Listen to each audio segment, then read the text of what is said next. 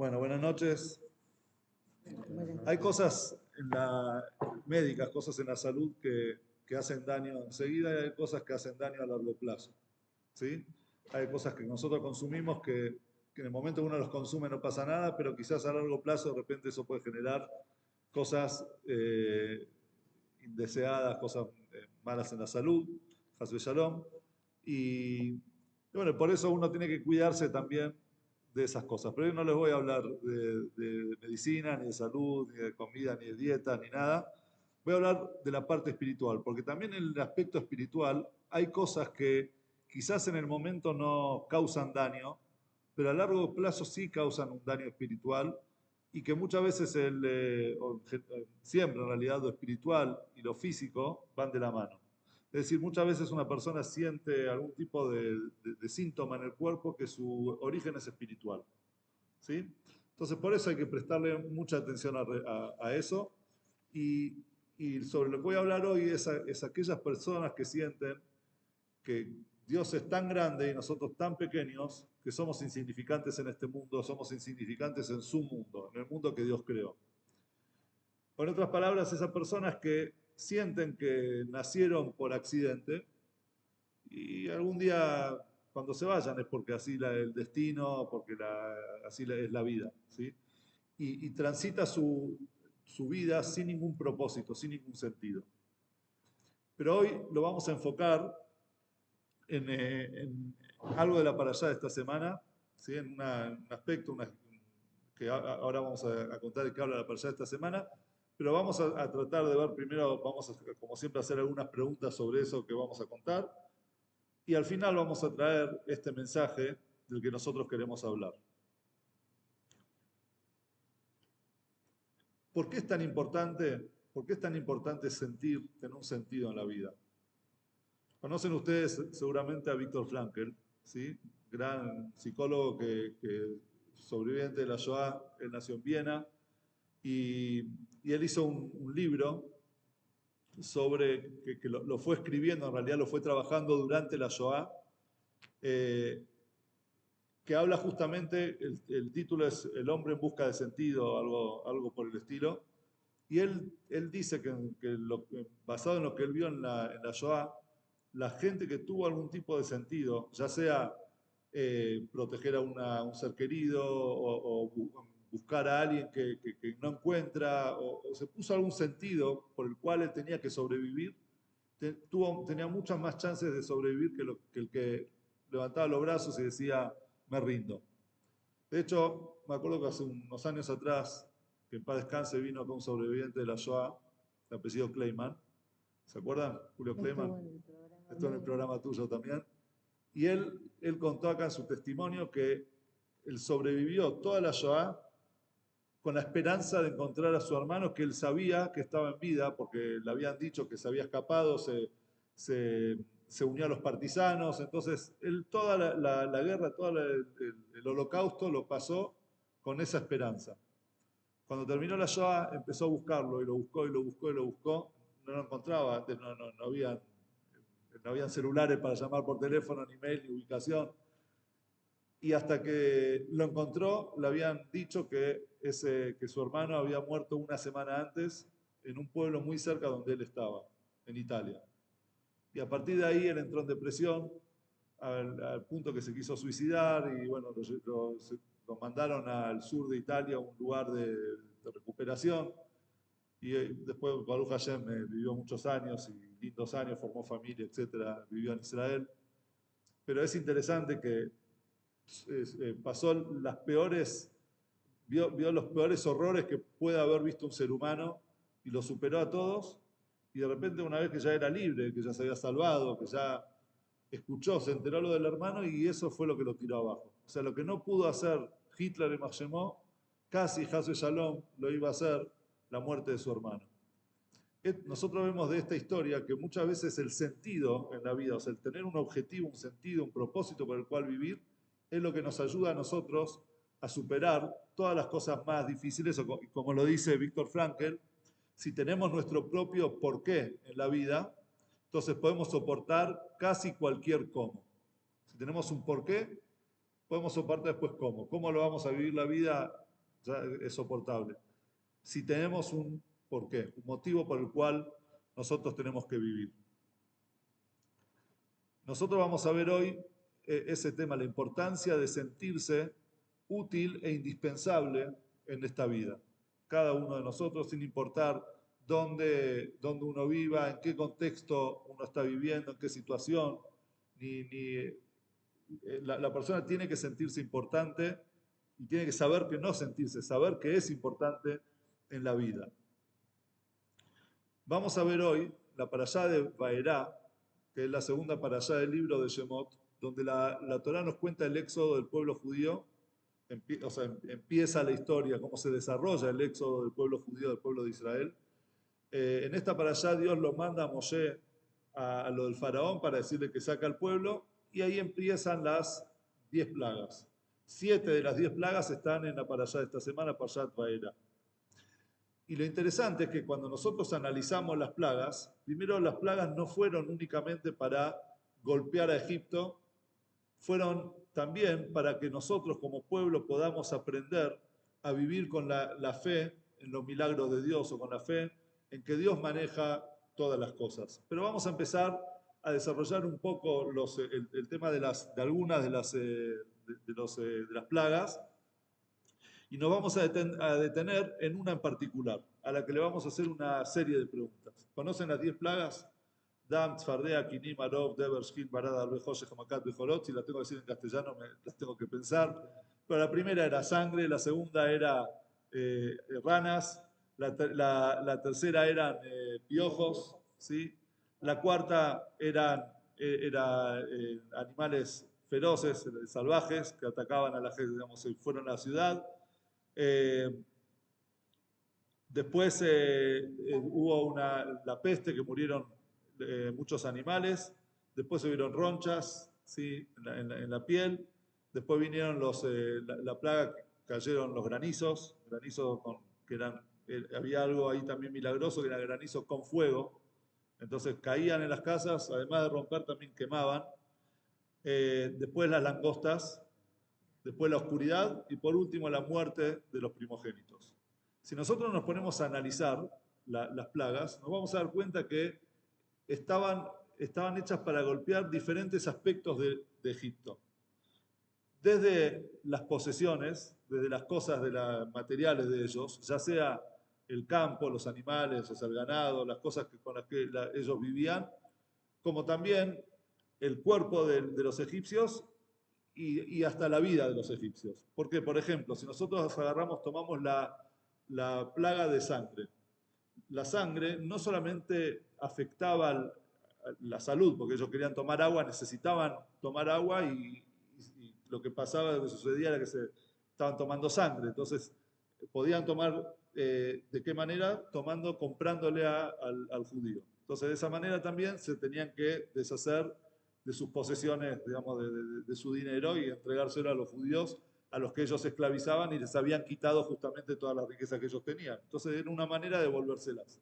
Pero también el riego en los campos, ¿con qué regaban? Si la sangre no puede regar los campos. Entonces nosotros vemos que la primera plaga afectaba tanto a la salud como también los campos, ¿sí? Las posesiones. Después tenemos, por ejemplo, la plaga de piojos y la de ronchas. Bueno, esas también afectaban a la persona, digamos, era la salud de las personas, se veían afectadas por eso. Tenemos lo que es la peste o la langosta, que eso afectaban los animales, el ganado que ellos tenían, los campos con todas las plantaciones.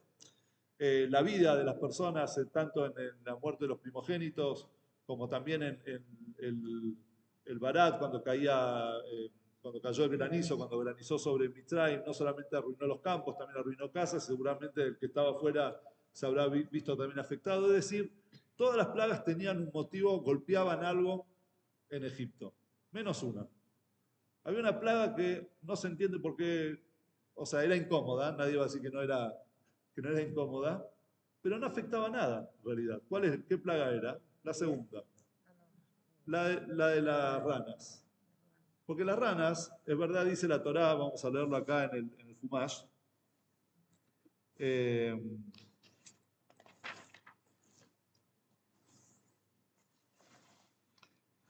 Dios le dice, Moshe le dice pues vamos a empezar en realidad desde lo que, sí, Moshe le dice a Paró, ¿sí?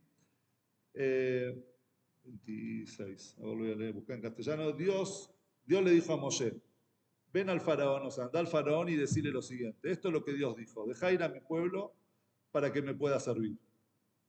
Pero si te rehusás a dejarlos ir, yo golpearé todos tus territorios con ranas. El río se llenará de ranas y éstas subirán del río y vendrán a tu casa, a tu alcoba, sobre tu lecho, en la casa de tus sirvientes y de tu pueblo, en tus hornos y en tus cuencos de amasado. Las ranas subirán en los intestinos en ti, tu pueblo y todos los sirvientes. Es decir, van a haber ranas en todos lados. ¿Sí? O sea, una persona se levantaba, tenía al lado de la cama ranas. Quería comer, abría el horno, ranas.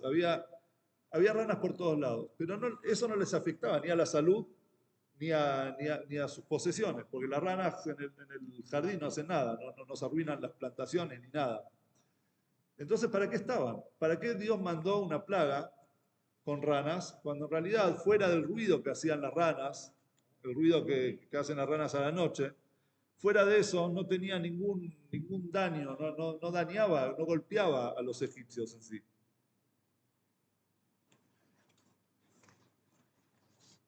Vemos que Rashi dice algo sobre este tema, ya que estamos hablando de esta plaga, vamos a profundizar un poco en la plaga. Es interesante que Dios habla de tzfardeim. Tzfardeim es en plural ranas. Sin embargo, en el momento de cuando Aarón, porque esta plaga y la anterior Dam también la hizo Aarón, porque como venía del río y el río había salvado a Moshe, entonces Moshe no podía golpear al río. O sea, es como el que le salvó la vida después ir y hacer darle un golpe por medio del río. Entonces eso lo hizo Aarón. ¿Cómo hizo Aarón? Dice, Bayet, Aarón etiadó al Meimei Mitzraim. Vamos a verlo en castellano. Aarón extendió su mano sobre las aguas de Egipto y la rana subió y cubrió la tierra de Egipto. Anteriormente, en el resto de los versículos siempre dice tzfardim en plural. Pero de repente, cuando viene Aarón y pone su bastón, subió la rana. Entonces, ¿cuántas ranas había? Y esa rana después dice, subió y cubrió la tierra de Egipto. ¿Por qué no las ranas? Entonces, Rashi explica al respecto, dice, ¿qué fue lo que pasó? Salió una rana y cuando esa rana molesta, la quisieron, uno le pegó para sacarla, para espantarla, cada golpe se multiplicaba y salían cientos, miles de ranas. Y así, cada uno que la sacaba pegaba más y más y más. Es decir, con cada golpe se multiplicaba. Sobre esto, ¿por qué lo traigo? Pues un paréntesis esto para la clase de hoy, pero hay dos enseñanzas interesantes sobre este tema. La rana salió del río, la rana. Y después cuando la querían espantar, el Talmud se pregunta y dice, ¿por qué tenés que decir que cuando la golpeaban se multiplicaban? Que es algo medio milagroso, es algo fuera de lo normal. Podés decir que salió una rana y llamó al resto, es decir, hacía, no sé cómo llama lo que hace el ruido de la rana, y ahí empezaron a salir todas, o sea, empezaron a salir más y más y más del río hasta que se llenó toda la tierra de Egipto. Pero hay un mensaje acá que es lo que quiero, en este paréntesis, quiero decir que cuando se trata cuando se nos da la orden, en este caso Dios le dijo a Aarón, realizar, digamos, hacerla efectiva la plaga, y Aarón vio que salió una rana. Nosotros no vemos que Aarón siguió metiendo el bastón para ver qué pasó que salió una sola, vamos a traer más. Aarón sacó una y dijo, bueno, ya está, yo ya hice lo que Dios me pidió. Ahora el resto que se haga por sí solo. ¿Sí? Es decir, cuando a veces se nos pide, tenemos que darle un correctivo a alguien o lo que sea, no hace falta ir hasta el final a hacer, ¿cómo se dice?, de ser demasiado riguroso con eso, insistir con eso. Si es algo malo, como dice, hay un dicho que dice, la diestra con la mano, perdón, Smolot, Tajal de Roshivi y Minote Javkeni. Con la zurda uno aleja y con la derecha uno acerca, uno abraza. ¿Por qué con la izquierda uno aleja y con la derecha uno abraza? Porque la mano fuerte, la derecha, la diestra, sería la mano fuerte de la mayoría de las personas, comúnmente, ¿no? Entonces, cuando una persona tiene que alejar a la otra persona por algún motivo, porque a veces es necesario guardar distancia, a veces es necesario poner límites, pero eso hacelo con debilidad, con la debilidad de la mano izquierda. Pero cuando vos tenés que acercar a la persona y abrazarla y darle todo tu amor y tu cariño y tu afecto, hacelo con la mano derecha, con la mano fuerte. ¿Sí? Y segunda enseñanza de esto de la rana es que muchas veces hay alguien molesto en nuestro grupo, en nuestra comunidad, sucede algo. Es una rana que sale. ¿Y qué pasa? Muchas veces la gente, obviamente uno tiene que, ojeas tojías que tamiteja, está escrito que la persona tiene que reprocharle al otro mientras el otro esté dispuesto a escuchar, marcarle el camino del bien, decirle lo que estás haciendo está mal. Pero después llega un momento que todo el mundo empieza a hablar y a golpearle y a hacerle y pegarle y a hablar de él. Entonces, ¿qué es lo que hacen? Que esa rana, ese pequeño problema se convierta en un problema múltiple. De repente empieza a ser todo un problema cuando empezó siendo un problemita chiquito, termina siendo un gran problema. Eso también es un paréntesis que hacemos con el tema acá de la rana.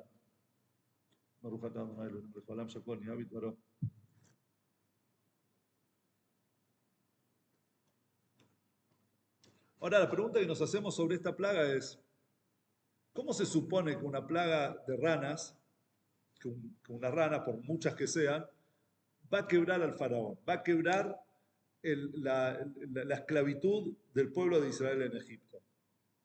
Si hubieron plagas mucho más fuertes que no quebraron al faraón. Esta plaga, que es una plaga, como dijimos recién, molesta, pero que no afecta tanto. ¿Por qué creíamos, por qué está dentro de esas 10 plagas? ¿Por qué creíamos que Dios, o sea, mandando esta plaga, iba a provocar algo en el faraón? Y ahora vamos a entrar en una serie de preguntas, vamos a enfocarnos un poco más en el tema de las plagas. Primero,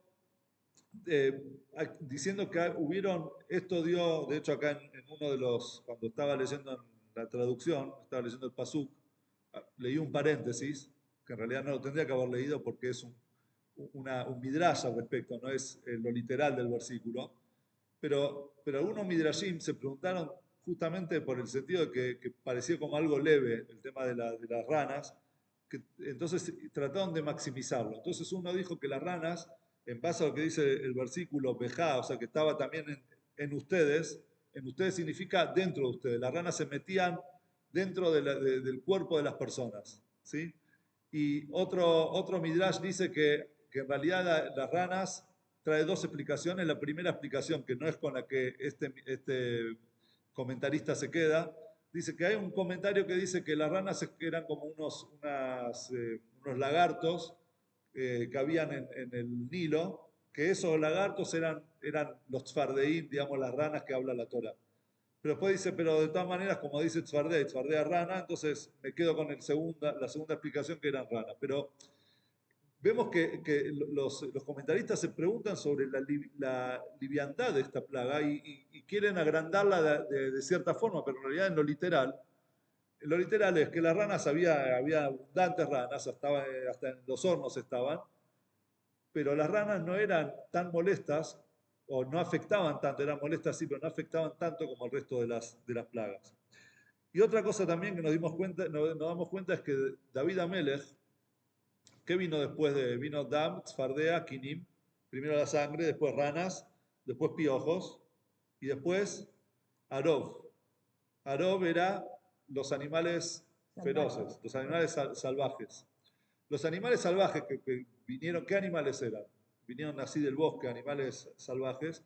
Está explicado que en realidad no eran un par de animales, eran todos los animales juntos, salieron y vinieron a los egipcios. ¿De dónde lo aprendemos?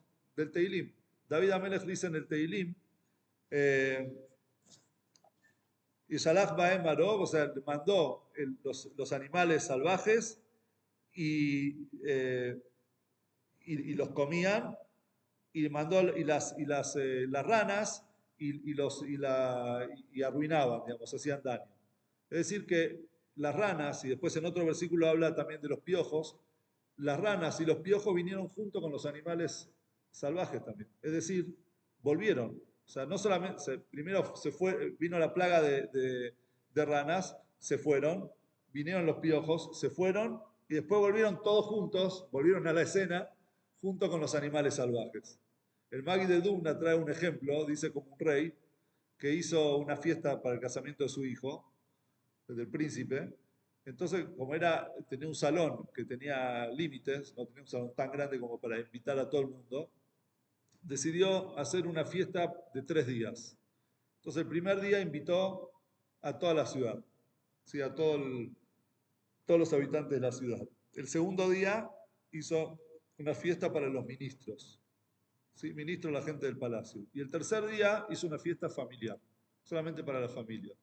De repente los guardias, el tercer día, ven que viene una pareja que había estado el primer día. Entonces dicen, ustedes ya estuvieron el primer día, porque no pueden repetir. Dice, no, pero el primer día vinimos como habitantes y el tercer día vinimos como familiares del lado de la novia. Somos parientes de la novia y por eso venimos como familiares.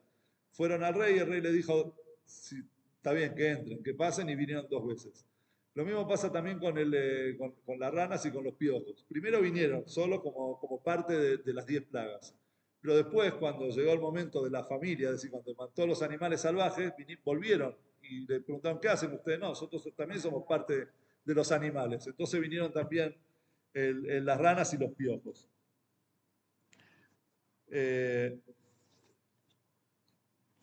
Entonces, de vuelta, ¿por qué era tan importante esta plaga de las ranas que volvieron de vuelta y se repitieron? Y no solamente eso, es la única plaga de todas que no dice que desapareció. La Torá nos dice 2 veces, en 2 oportunidades, que después de la plaga se quedaron, pero se quedaron en el río. ¿Sí? A ver, vamos a leer la segunda de las veces que dice esto. Las ranas se apartarán de ti, de tus casas, de tus sirvientes y de tu pueblo, solo permanecerán en el río. No dice van a desaparecer las ranas y dejan de repente se van. Van a quedar, pero en el río. En vez de salir, que estén en tu casa, que estén en tu comida, que estén en tu horno, van a quedar en el río. ¿Por qué era necesario que queden en el río? Todo el resto de las plagas, cuando desaparecieron, desaparecieron. O sea, así como llegaron, de repente dejaron de estar. La única la plaga que dice que van a quedar pero en el río es la de ranas. ¿Sí? También hay que preguntarse por qué. Entonces,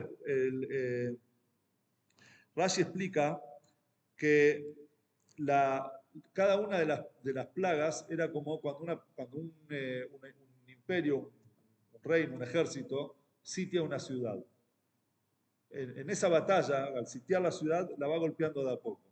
Entonces, lo primero que hace, que quita en un sitio de una ciudad, que es el acceso al agua. ¿Sí? Al agua es lo primero que sacan. ¿Por qué? Porque de esa manera, sin agua no hay vida, no pueden vivir.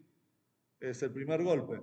Después, otra de las cosas que se hacen es atemorizar a la gente de la ciudad. Entonces hacen ruido, tocan trompetas, bombos, gritan, y de esa manera los que están adentro se sienten invadidos por todos lados, gritos y ruidos por todos lados, y eso los demoraliza, les genera miedo, genera peleas internas, etc. Dice Rashi que las ranas también vinieron para hacer algo por el estilo. Las ranas hacen ruido, mucho ruido, hacen ruido, y muchas ranas juntas habrá sido un ruido ensordecedor. Entonces, en ese momento, el ruido de las ranas asustaba a los egipcios, los asustaba. Pero después, dice el versículo, dice en la Torá,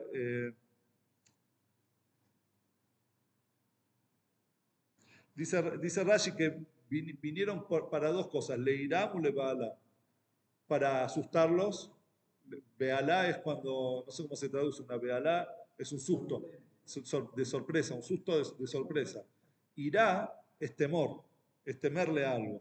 Entonces estaba el susto y el temor. Entonces explica ahí el Rebe que el susto es en el momento Y el temor era una vez que se terminó la plaga y las ranas volvieron al río, todos sabían que en el río estaban las ranas. Esas ranas que nos asustaron días atrás estaban ahí en el río. Es como una muestra, cuando, cuando éramos chicos y en la casa del abuelo, cuando nos portábamos mal, ¿qué hacía mi abuelo? Sacaba el cinturón y se lo ponía acá. Se lo colgaba acá. Entonces nosotros sabíamos que el abuelo estaba enojado, no teníamos que portar bien. Y igual quiero aclarar, mi abuelo nunca nos pegó. Siempre que sacaba el cinturón pegaba en el costado, tipo en la mesa. Tipo, digamos, no hacía, era ruido, no. Pero era una forma de poner, era el temor, que era el temor, están ahí las ranas, están ahí en el río, ¿sí? Entonces de esa manera ellos tenían miedo. Entonces, de vuelta es por qué, vamos viendo, cuál era la necesidad, el propósito de la plaga de las ranas. Segundo, por qué las ranas se volvieron a repetir, digamos, por qué era tan importante que las ranas estén presentes en las plagas de Egipto. Y tercero, por qué se quedaron ahí como un recuerdo para siempre, que un recuerdo de que existieron las ranas. Es decir, que en las ranas había un mensaje que no había en el resto de las plagas. Las ranas vinieron a incorporarnos algo, tanto al faraón como a nosotros, que no nos incorporaron con el resto de las plagas. De hecho, hay un midrash, vieron que muchas veces hay cosas, principalmente los mosquitos, uno se pregunta, ¿para qué Dios los creó? ¿Nunca se hicieron esa pregunta? Animales, hay un montón de animales, cada uno tiene su propósito. Pero el mosquito, ¿para qué lo creó? Es molesto, hincha. ¿Qué propósito tiene el mundo? Pero todo tiene un propósito. De hecho, hay un midrash que dice que cada cosa tiene su propósito. Y de hecho se pregunta, ¿cuál es el propósito de la rana? ¿La rana para qué está? Hoy en día nosotros sabemos que la rana come insectos y de hecho hay muchas pruebas científicas que se hacen en base a la rana. Pero la rana, ¿cuál era? ¿Para qué está? No, está ahí en un costado, no hace, ¿para qué sirve? Entonces pregunta el Midrash, ¿para qué sirve la rana? Ahí tenemos animales que nos dan cosas, tenemos animales que nos quitan cosas, y tenemos animales que parecen innecesarios. Entonces dice el Midrash, si no fuese por las ranas, entonces ¿cómo Dios hubiese golpeado a Egipto? Es decir, las ranas estaban para, para poder golpear a los egipcios. Ese era el propósito. Es decir, cada cosa necesita un propósito. Cada cosa, hasta un animal, necesita un propósito. Entonces, ¿cuál es el propósito de las ranas? Es golpear a Egipto. ¿Cómo? Aturdirnos también. No pueden pensar en otra cosa Que en eso la rana. Pero hay un montón de cosas positivas que trae la rana, pero el Midrash lo trae como algo, era necesario para el faraón. Ahora que no podría haber hecho traer, no sé, cucaracha, serpiente, no sé, otro tipo de cosas que no sea la rana, ¿por qué ranas?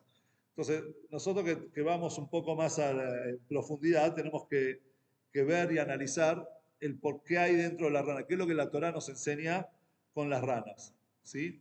Entonces un pasaje en el Talmud, en el Tratado de Psahim, que dice lo que explicó y lo que enseñó Todos el hombre de Roma, Ish Romi. Todos Ish Romi era Todos el hombre romano, ¿sí? Así se lo llama, un hombre que había ido de Roma, llegó a Babilonia, ahora vamos a ver la historia. ¿Qué es lo que dijo Todos? Era un pensador, un guía judío del pueblo de Israel. Él dice así, dice el Talmud, ¿qué vieron Hananías, Mishael y Azaría? Vamos a hablar de estas tres personas, Hananías, Mishael y Azaría. ¿Qué fue lo que los motivó a ellos para entregar su vida para santificar el nombre de Dios? O sea, para convertirse en mártires del pueblo de Israel. Ellos fueron arrojados a una hoguera. Entonces él explica, dice que ellos hay algo en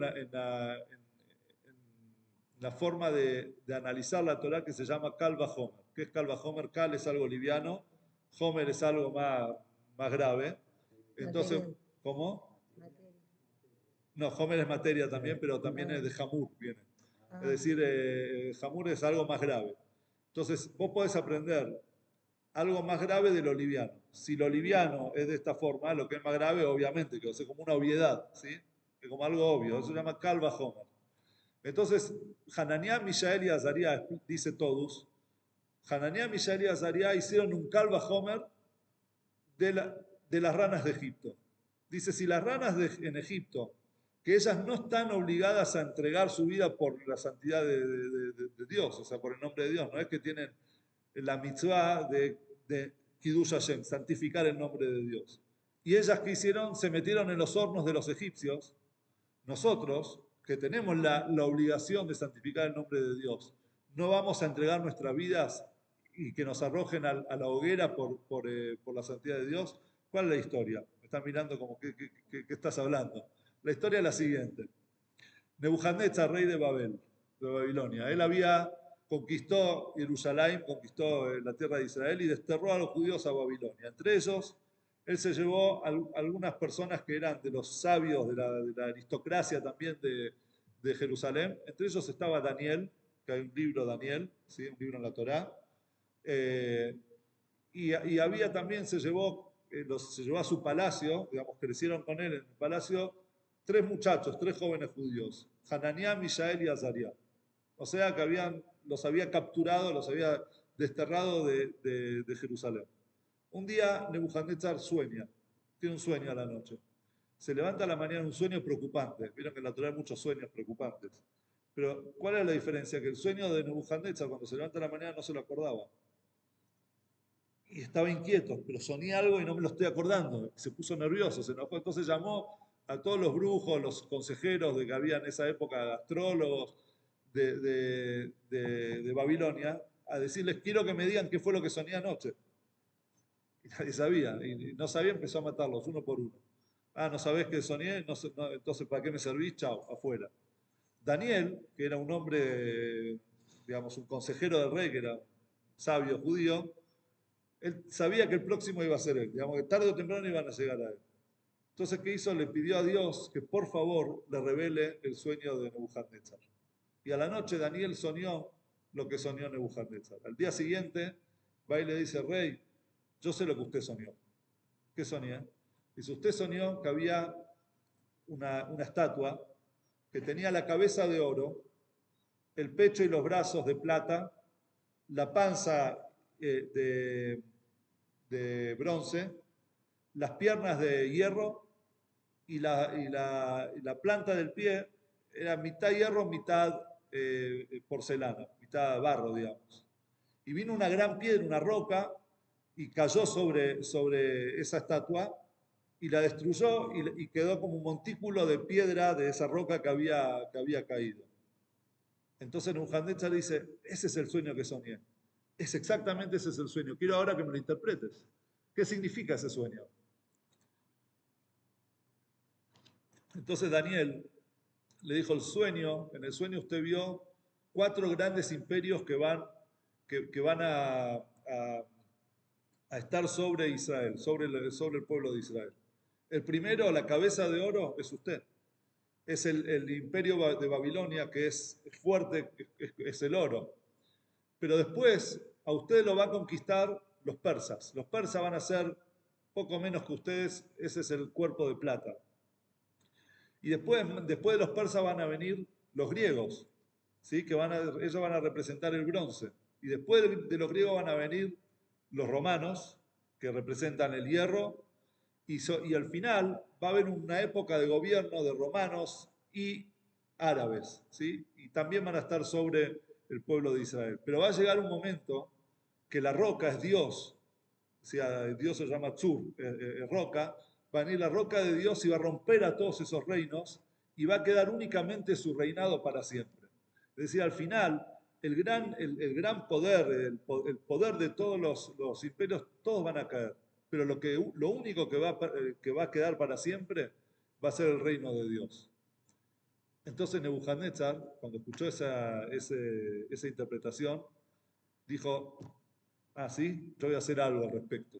A mí yo no voy a permitir que nuestro poder sea el poder de Dios. Entonces hizo una gran estatua de oro y empezó a llamar gente de todos los pueblos, de todas las naciones de su imperio, para que vayan y se arrodillen y le rindan culto a esa imagen. ¿Sí? O sea, iba a ir en contra de Dios. Entonces, entre ellos también, ¿a quién obligó a arrodillarse? Quiso obligar a Hananías, Misael y Azarías, estos tres muchachos judíos que había sacado de Jerusalén. Y en ese momento ahí entra todos a decir qué es lo que pensaron en ese momento Hananías, Misael y Azarías para negarse a rendirle culto a digamos, a hacer cometer idolatría a esa estatua y ser arrojados a la hoguera. Era el hecho que ellos dijeron, así como si las ranas en Egipto hicieron que no están obligadas a santificar el nombre de Dios, entraron a los hornos de los egipcios, entonces nosotros que estamos obligados a santificar el nombre de Dios, ¿cómo no lo vamos a hacer? Pero esta historia genera varias preguntas. Primero, hay una halajá que dice que cuando hay un imperio que está sometiendo al pueblo de Israel y nos obliga a nosotros a violar la Torá, entonces nosotros sabemos que hay mitzvot, o sea, todas las mitzvot fuera de tres, nosotros podemos violar la mitzvah, o sea, no cumplir la mitzvah y salvar nuestras vidas. Hay solamente tres que nosotros tenemos que entregar nuestra vida y no cometer ese, que es idolatría, adulterio y asesinato. ¿Ok? Ahora, dice la halajá que en un caso en el que en una época de represión contra el pueblo de Israel, cuando vienen y te dicen no podés cumplir la Torá, el resto de las mitzvot también hay que dar la vida por ellas. ¿Por qué? Porque es algo que usa Hashem. Es decir, no es que viene alguien a un individuo y le dicen, mirá, si no violase Shabbat, te mato. Bueno, en ese caso obviamente violar el Shabbat y dejate matar. Pero cuando es la amenaza sobre todo el pueblo, entonces el pueblo tiene que dar una muestra de fe y entregar su vida por Dios. Quiere decir que eso en realidad ellos no tenían que haber aprendido de las ranas. Es una ley que ellos tenían que entregar su vida en ese momento. ¿Por qué? Porque él los estaba obligando y más que los estaba obligando a idolatrar, peor todavía. Entonces, no era necesario ni siquiera un análisis de si lo tengo que hacer o no lo tengo que hacer. Y ponele que querés analizarlo. ¿Por qué tenés que analizarlo de la rana si vos tenés a tu antepasado, Abraham Avinu? ¿Sí? Abraham fue también arrojado a una hoguera, el rey Nimrod. Dijo, ¿cómo que vos creés en un Dios que no se ve, en un Dios que nadie conoce? Arrodillate a la estatua, al ídolo al Dios que nosotros veneramos. Y Abraham dijo, no me voy a arrodillar. Hasta ese momento Dios nunca se le había presentado a Abraham. O sea, no es que Dios le dijo a Abraham, mirá, si tenés razón, andate a la tierra que yo te mostraré. Eso vino después. Abraham decidió entregar su vida, aunque al final se salvó, pero entregó su vida por la idea, por ese ideal que él tenía, que él había construido, esa idea de que existe un solo Dios y que el Dios no son todas las imágenes que hasta ese momento venían venerando. El único Dios, es el creador. Y si Dios me dio la vida y Dios decide que me la va a quitar, me la va a quitar. Pero yo a Dios no lo voy a abandonar. No voy a dar vuelta, no le voy a dar la espalda a Dios. ¿Alguien le había pedido a Abraham que entregue su vida por Dios? No. ¿Por qué lo hizo? Porque él así lo entendió. Entonces, ¿por qué tenés que aprender de una rana? Que así como la rana no tuvo la orden de Dios y de todas maneras entraron en los hornos de los egipcios. Puede decir simple. Abraham, nuestro patriarca, no tuvo la orden de Dios y entró y lo tiraron a una hoguera. Nosotros que sí tenemos la orden de Dios, ¿no lo vamos a hacer?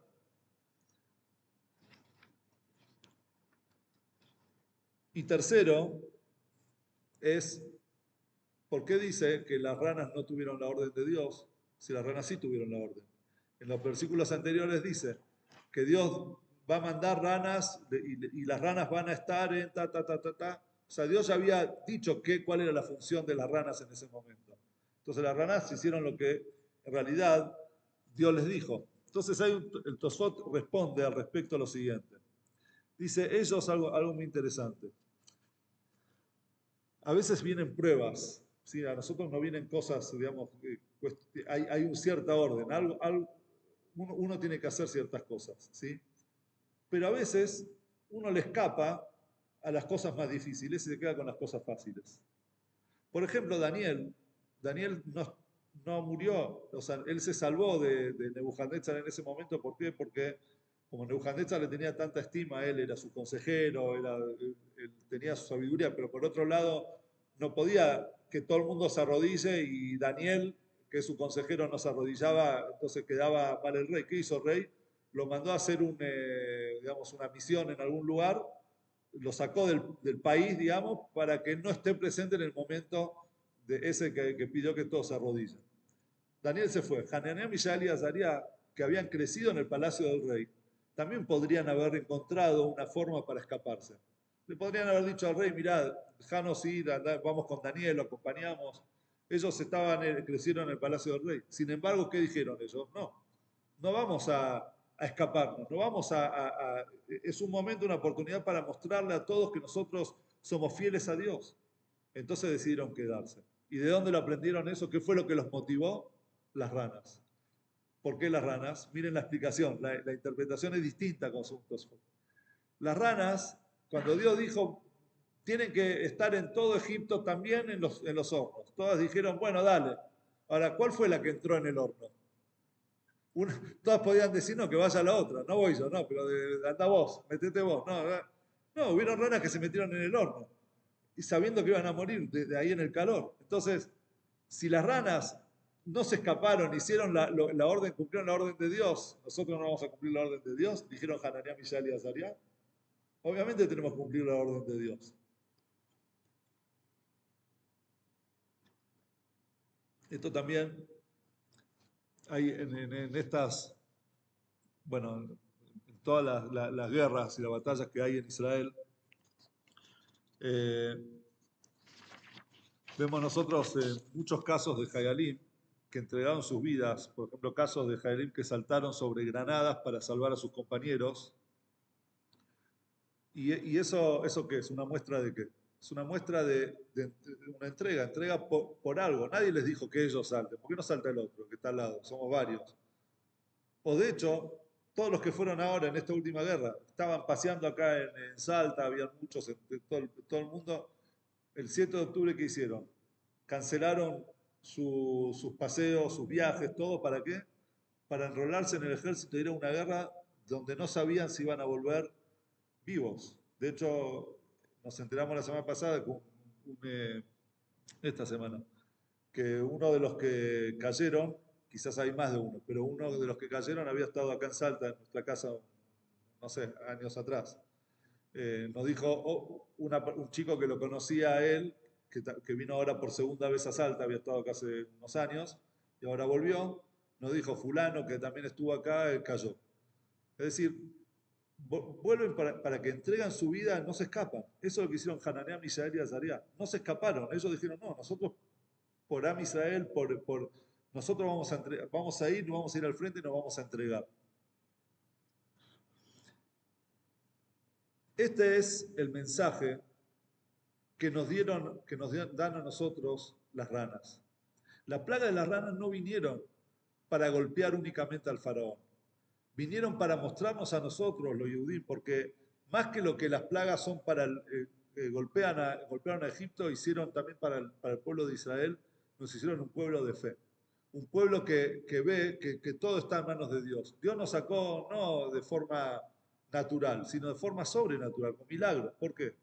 Y fue la única vez, o sea, el nacimiento del pueblo judío, así como el nacimiento de cualquier ser humano, es milagroso. Después empieza la vida natural, la rutina, ¿sí? La naturaleza, pero un nacimiento milagroso. Uno dice, bueno, uno lo da por hecho, está bien, se tiene hijos. No, cada hijo es un milagro. Cada persona, cada ser humano es un milagro. Entonces el nacimiento del pueblo judío fue con milagros. ¿Para qué? Para meter dentro nuestro la emuná, la fe, la confianza en Dios.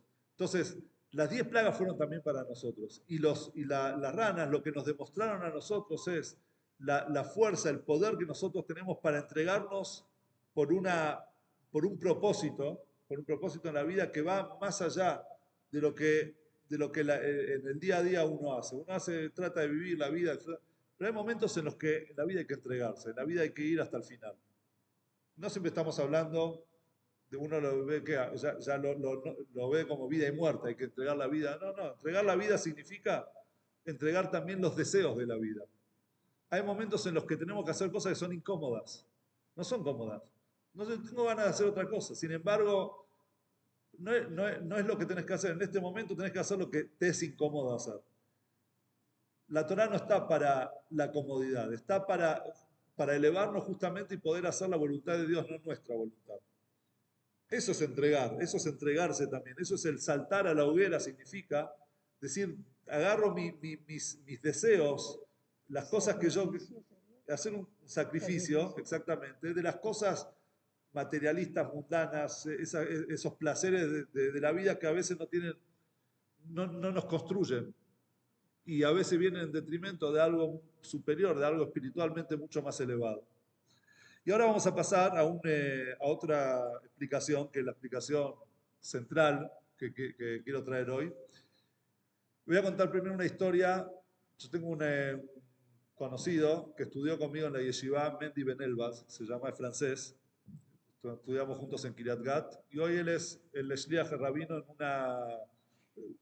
los suburbios ahí de París, en un pueblo, una ciudad fuera, digamos, en Francia. Y él suele ir todos los años en Hanukkah a las casas, a los departamentos de la gente de la comunidad, gente judía que conoce, que sabe que no siempre encienden las velas de Hanukkah. Entonces él va, golpea la puerta, dice, vengo con una Hanukkah, vamos a encender juntos la Hanukkah. Así encienden, cantan y va a otra casa y otra casa y otra casa. Había un departamento, una casa que él conocía, identificaba de una persona que siempre lo echaba. O sea, no quiero saber de nada, no váyase. Pero él todos los años volvía y decía, por lo menos le voy a decir feliz Hanukkah, por lo menos le voy a hacer un saludo, es un momento para pasar y saludarlo y ofrecerle, quizás este año se arrepiente y quiere hacerlo, y aunque no lo hizo el año pasado, le da otra oportunidad. Un año él le golpea la puerta, fue acompañado de otra persona, y el hombre le abre la puerta y le dice, hola, justo los estaba esperando, vengan, pasen, vamos a sentar la Hanukkah. Y bueno, sientan la Hanukkah, cantan, y cuando están por ir, él no aguantaba más. Mendy le dice, disculpe, le paso una pregunta, todos los años nos echaba y ahora, ¿qué pasó este año? ¿Qué cambió? Entonces le dice, ¿saben qué? Estoy pasando un momento difícil en mi vida y le pedí a Dios que quiero que me mande una señal de que soy necesario, de que está conmigo, o sea que yo no soy alguien insignificante en este mundo que pasa y está esperando el día de mañana. Y justo en ese momento voló, estaba caminando por la calle, apenas pensé eso y le pedí eso a Dios, de repente me cayó, vino un viento y me cayó una kipá blanca de Jabat, del Bet Jabat. Entonces la agarré y dije, ya está, esta es la señal, más claro que esto que Dios me mandó, me dijo, vos te estoy escuchando, te estoy viendo, estoy siguiendo tu vida, estoy con vos, te estoy apoyando en lo que vos querés hacer. Entonces por eso decidí que los estaba esperando para poder, dije, este año voy a encender la Hanukkah. Bueno, en ese momento se miraron los dos, Mendy y la persona que los estaba acompañando, se miraron sorprendidos, le dicen, ¿quiere que le contemos el otro lado que usted no conoce? Hace un tiempo atrás, un par de Shabbatot atrás, vino una persona al Bet Jabad con una equipa rara que él nunca usaba, una equipa grande, violeta, así llamativa, que él, no era la equipa con la que él solía venir en Shabbat. Entonces le preguntamos, che, ¿qué pasó con tu equipa? Si no, me pasa, estaba viniendo con la equipa del Bet Jabad y vino un viento, me la voló y me quedé sin equipa, agarré la primera equipa que encontré, me la puse y vine, es lo único que tengo. Dice, esa es la equipa del viento que se le voló a esta persona y le cayó a usted. ¿Cómo a veces las cosas vienen, están todas orquestadas desde arriba y Dios nos manda a nosotros señales diciéndonos, no sos uno más, vos no sos un número en la cantidad de población, de habitantes que hay en el mundo, no sos insignificante, al contrario, yo te estoy viendo, estoy escuchando, te estoy viendo a vos particularmente. Entonces el Rebbe trae una explicación que, volviendo a repetir, más que lo que Dios sacó al pueblo de Israel de Egipto, las plagas vinieron para sacar a Egipto del pueblo de Israel. Una persona no puede ser libre si no quita la esclavitud de él. Es más fácil liberar a una persona de la esclavitud que liberar la esclavitud dentro de la persona. Porque mucha gente vivió como esclava de algo y después pasa a la libertad, pero él sigue siendo esclavo de lo mismo. Es decir, en su cabeza él sigue viviendo como un esclavo. No puede levantar la cabeza y mirar más allá. Entonces vinieron las plagas de Egipto, ¿para qué? Para sacar ese temor, esa esclavitud, esa sumisión, el pensar que nosotros somos, ¿cómo se dice? Somos parte de, digamos, un accidente de la vida, un accidente del mundo, que estamos siendo esclavizados. Vino Dios y le dijo al pueblo de Israel, no, yo vine acá para sacarlos porque cada uno y uno de ustedes son importantes para mí. Y ahí estaba la plaga también de las ranas. Nosotros tenemos diferentes tipos de personas. Está la gente que es muy creyente, que está aferrada a Dios, que cree en Dios, sabe que Dios tiene para él un propósito en el mundo. Y existe también la gente opuesta, la gente que no cree en Dios, que te dice, o sea, cree tanto en Dios que hasta dice que Dios no existe porque está enojado con Dios. O sea, ¿cómo te puedes enojar con algo que no existe? O sea, veo mucha gente que está, no, porque por eso no existe Dios. Entonces, si no existe Dios, ¿por qué estás tan enojado con Dios si no existe Dios para vos? Como se dice, el ateísmo es también una religión. Hay gente que hace del ateísmo una religión. ¿Sí? Pero existe también otro tipo de persona, un tercer tipo de persona, que es la persona que es apática. Es aquella persona que dice, sí, creo en Dios, pero yo no creo que yo sea tan importante para Dios. Dios es tan grande que yo soy insignificante, no piensa que él también es grande, él cree que él es chiquito, porque Dios es tan grande que, ¿por qué te crees que Dios me va a estar viendo a mí? Dios debe estar viendo a Donald Trump ahora, no sé, a la gente importante, a Netanyahu, a gente a nuestro presidente, no sé a quién está viendo, pero a mí, yo que tengo que ver acá en Salta, Dios está ocupado en cosas importantes, como esa persona que va al cótel, ahora tenemos el cótel acá atrás, y le dice, y le está pidiendo a Dios que por un gran negocio que está haciendo, que es un negocio multimillonario, que le tiene que salir, porque con ese negocio él va a poder levantar su empresa y van a poder vivir sus hijos y sus nietos de ese negocio. De repente ve que al lado de él hay un señor ahí llorando, Dios, por favor, necesito llevar el pan del día a mi casa, no tengo para dar. Entonces viene el hombre y dice, saca del bolsillo $100 y dice, anda a comprar el pan a tus hijos y no me lo molestes a Dios, no me lo desconcentres a Dios.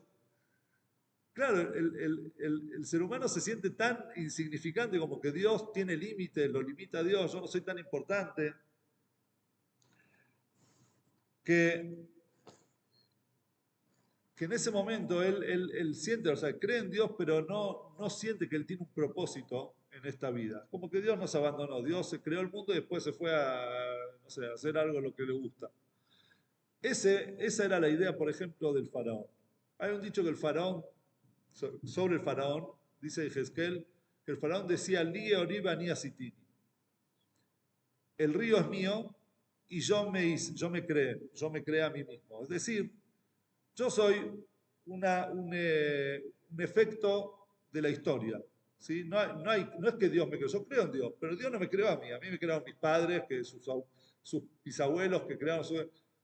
O sea, yo soy yo y lo único que interesa ahora es mi vida. Dios está en la suya, yo hago la mía. El faraón era un Dios en sí mismo. ¿Sí? ¿Por qué? Porque no es que él no creía en Dios. ¿Cómo sabemos que, que él sí creía en Dios? Que cuando viene Moshe y le dice, Dios me mandó para sacar al pueblo, dice, Lo yadati et Hashem. ¿Qué es lo yadati et Hashem? Dice el faraón. Entonces uno lo traduce, no lo conozco a Hashem, no lo conozco a Dios. Sin embargo, podría haber dicho, lo ikarti et Hashem, ¿no? ¿Por qué lo yadati? Lo yadati es no lo sea, no lo supe a Dios. La palabra dat en la Torah, ¿cómo? No lo conocía. Claro, no lo conocía en la traducción que todos hacemos literal, pero cuando nosotros nos enfocamos en el término que utiliza la Torah, lo yadati et Hashem, no lo ikarti, no lo conocí, sino no lo supe a Dios, la palabra dat, el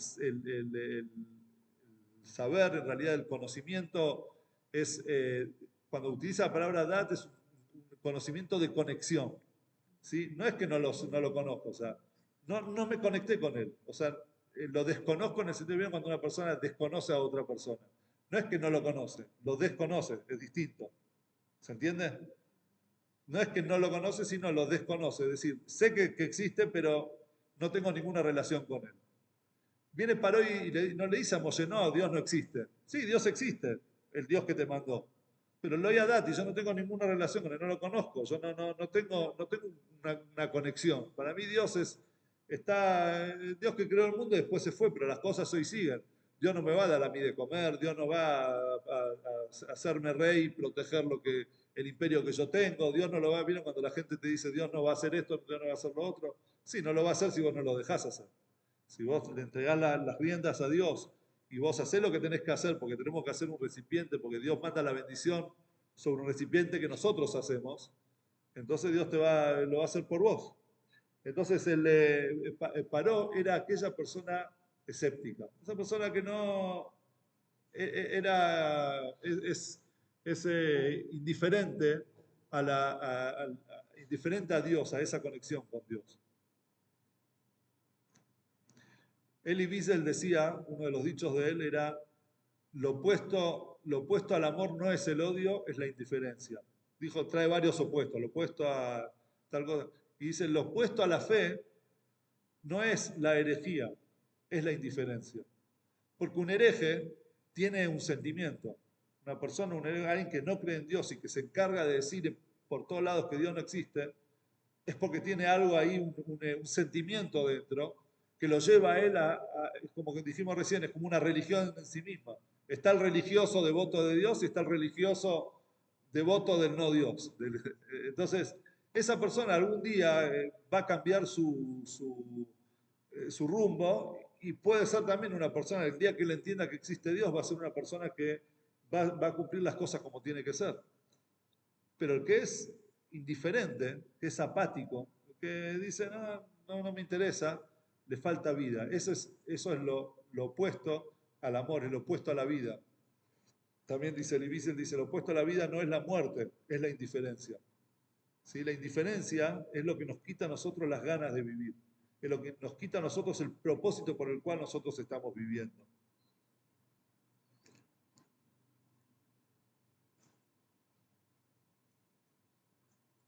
Eso era lo que la idea de la rana. La rana, así como cada animal tiene su propósito, ¿cuál era el propósito de la rana? La rana no tenía ningún propósito.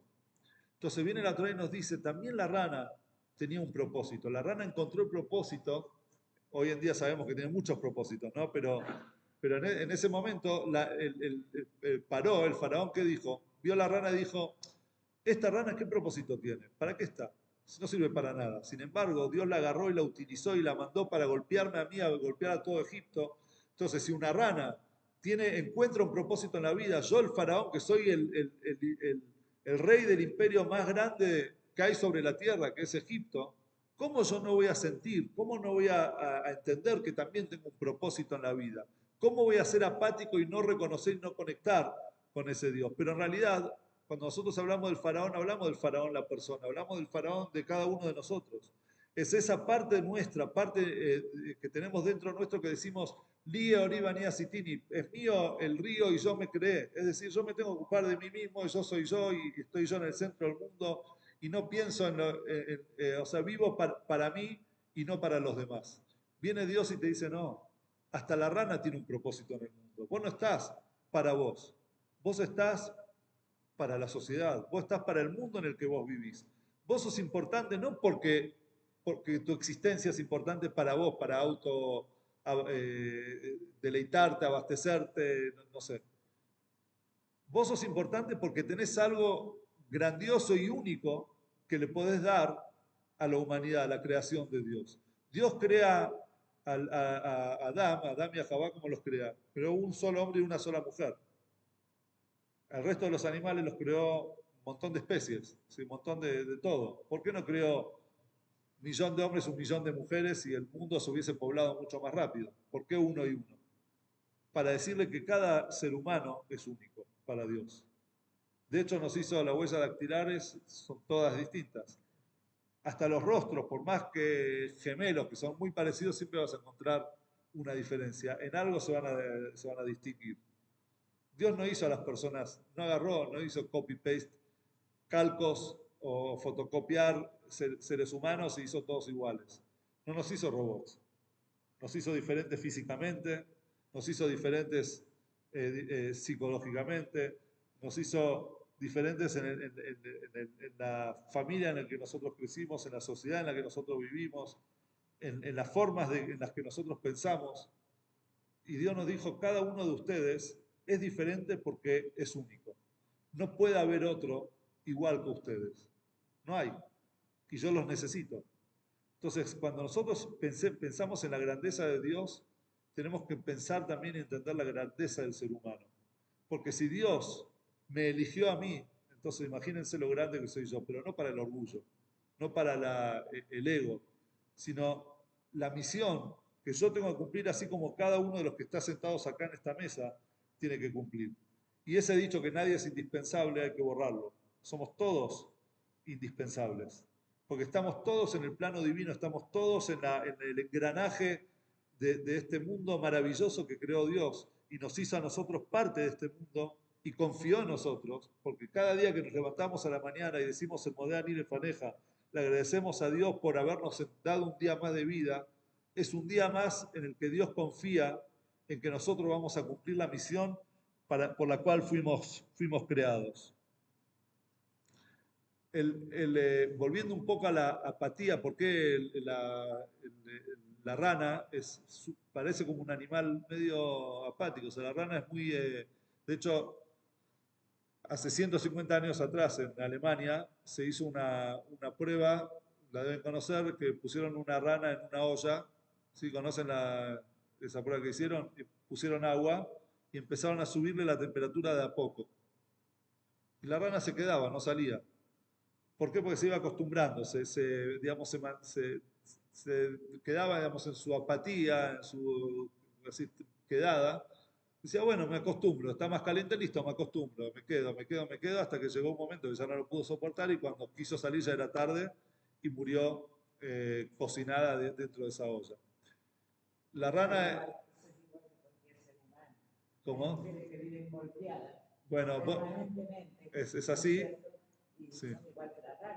Bueno, de este estudio que se hizo, explican con eso cómo los dictadores, cómo un pueblo permite que llegue un dictador. O sea, ¿cómo? Bueno, sacar la patada, si ves que te está... Porque el dictador no viene de hoy para hoy y te dice de repente te somete. Es como el ser humano, en cierto modo, es como una rana. Sí, se va acostumbrando, bueno, ya no se da cuenta hacia dónde está yendo. Porque total, bueno, soporto, hasta que llega un momento que ya es imposible volver atrás. Es como usted dice también con el tema de las mujeres golpeadas. Nosotros vemos también la historia de Moshe, cuando Dios se le presenta a Moshe en la zarza ardiente, y estamos hablando de Moshe, no estamos hablando de uno de nosotros. No hubo otro como Moshe en la historia de nuestro pueblo y en la historia de la humanidad, de hablar cara a cara con Dios, metafóricamente hablando, es decir, en un nivel espiritual tan elevado, con un nivel de entrega hacia Dios como lo tuvo Moshe. Sin embargo, cuando Dios se le presenta a Moshe y le dice, Moshe, tenés que ir a sacar al pueblo de Egipto. Moshe no le preguntó, pero Dios, ¿quién sos? O sea, ¿qué le dijo? ¿Quién soy yo para ir a sacar al pueblo de Egipto? O sea, la duda de Moshe no pasó por la grandeza de Dios. Dios es gigante. La pregunta es, ¿quién soy yo? O sea, Dios me estás hablando a mí, yo, Moshe, voy a sacar al pueblo de Egipto. Moshe se sentía chiquito en ese momento. Vienen las ranas y nos dicen, no te tenés que sentir chiquito. Si Dios te eligió a vos para cumplir una misión en este mundo, estás en donde estás, es porque tenés algo importante que hacer. Sos un gigante para Dios, porque no hay otro que lo pueda hacer. Sos el único. Y al ser el único que lo puede hacer, no hay nadie más importante que vos en este mundo para esa función que vos tenés que cumplir. Cuando Yosef Atzadik estaba en el momento de la tentación más fuerte de su vida con la esposa de Potifar.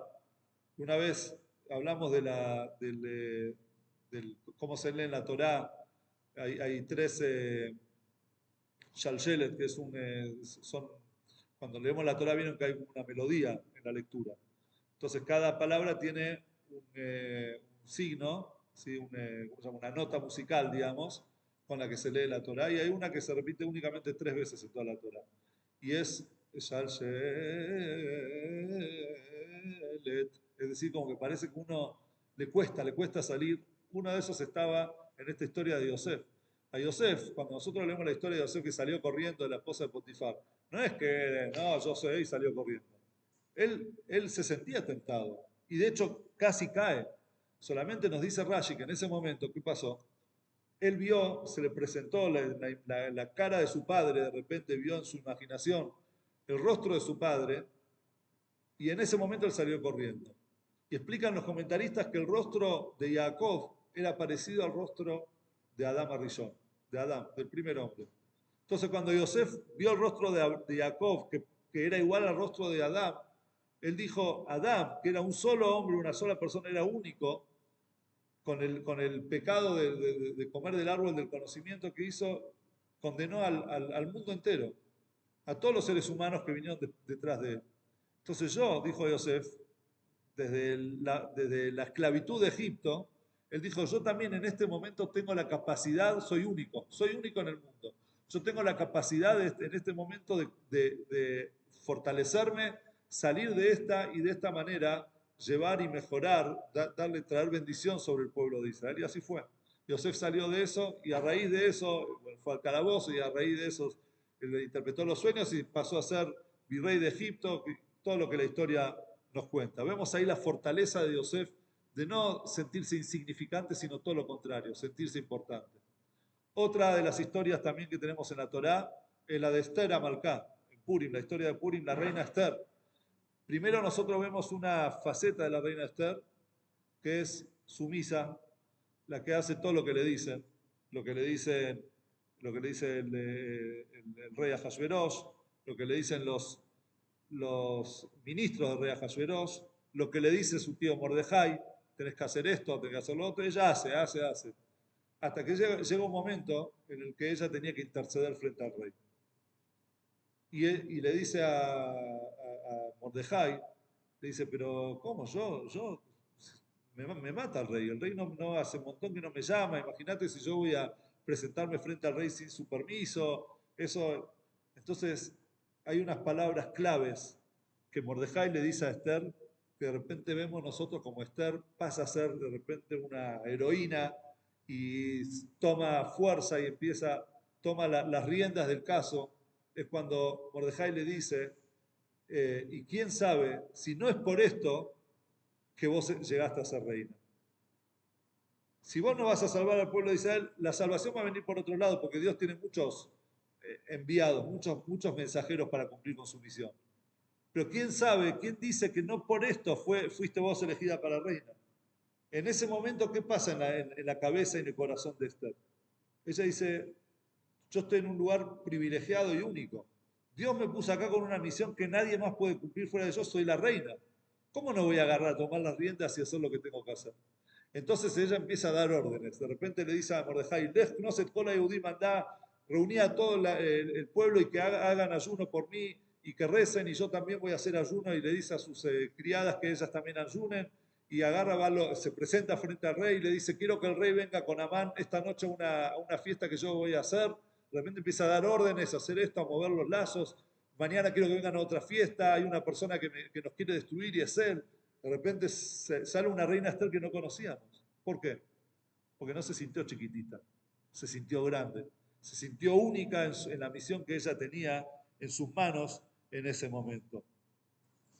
Sobre eso vamos a terminar con un dicho de Maimónides. Maimónides dice que el ser humano tiene que pensar que las acciones en el mundo son una balanza equilibrada. Todas las acciones, todo es una balanza equilibrada. Mi acción, mi buena acción, es la que va a desequilibrar la balanza para bien. mi acción es tan importante que va a llevar a volcar todo el mundo para un mundo de bendición, un mundo de cosas buenas. No pensar quién soy yo. Tenemos que saber que nosotros somos los elegidos. Dios nos eligió a cada uno y uno de nosotros para cumplir con la misión que tenemos que cumplir en el lugar donde nosotros estamos. Y ninguna otra persona lo va a hacer en lugar nuestro si nosotros no lo hacemos, porque Dios nos eligió a nosotros. Puso la confianza en nosotros, Dios está esperando, tiene la esperanza que nosotros lo hagamos. Y imagínense la grandeza de Dios. Dios, el Todopoderoso, el Infinito, nos está mirando a nosotros, a cada uno y uno de nosotros, diciendo, escúchame, Rafi, estoy esperando que hoy hagas lo que tenés que hacer. ¿Por qué no lo hiciste? Pues mirá, ¿sí? Vamos, vos podés, vos sos fuerte, yo te di, te doté con todas las fuerzas y las herramientas para que vos puedas cumplir la misión que tenés que cumplir en este mundo. ¿Cuál es la misión? No lo sabemos. Pero lo que es seguro es que nuestra misión está en mejorar el mundo, mejorar nuestra sociedad, la vida en la que nosotros vivimos, ser seres más espirituales, apegarnos a Dios, hacer que de este mundo una morada para Dios. Dentro de esa área seguro está nuestra misión. Buenas noches.